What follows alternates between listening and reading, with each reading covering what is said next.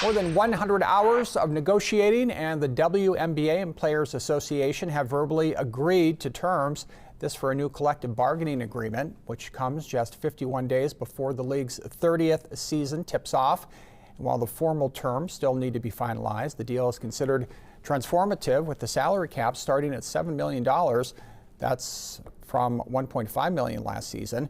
The average salary will be around $600,000, with the minimum salary surpassing $300,000. When it comes to revenue sharing, which was one of the biggest points of contention, the average revenue share is expected to be nearly 20% across the length of the deal.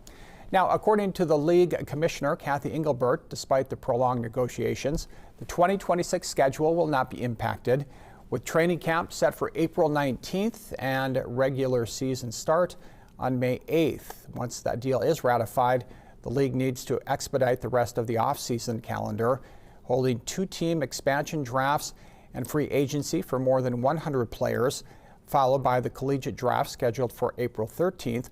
The ACES season set to open on May 9th against the Mercury at T-Mobile Arena.